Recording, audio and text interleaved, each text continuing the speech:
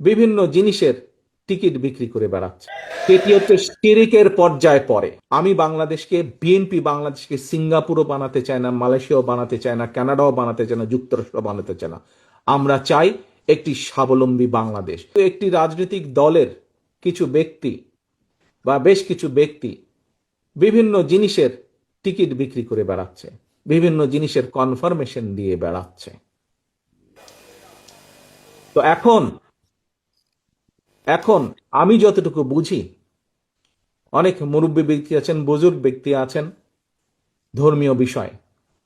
আমি একজন সাধারণ নর্মাল একজন মুসলমান হিসেবে আমি যতটুকু বুঝি, যা আমার না, আমি যদি তা দেবার কথা বলি, অর্থাৎ যার যেটি আমার না সেটির কমিটমেন্ট যদি করি, তাহলে আমি তার সাথে পাল্লা দিচ্ছি।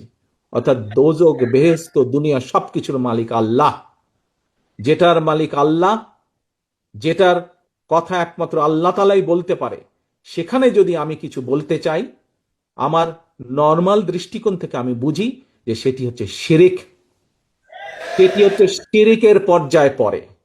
কাজে তোমাদেরকে ঘরে ঘরে যেতে হবে এবং বলতে হবে যারা এইসব কথা বলে তারা শিরিক করছে। আপনি যদি তাদের কথা শোনেন, আপনিও শিরিকের পর্যায়ে পড়ে যাবেন। যার অধিকার একমাত্র আল্লাহ তাআলার, সেটি একমাত্র আল্লাহর অধিকার। কে কোথায় যাবে, কার ইহকালে কি হবে, পরকালে কি হবে, তার অধিকার একমাত্র, ডিসাইড করার অধিকার একমাত্র আল্লাহর।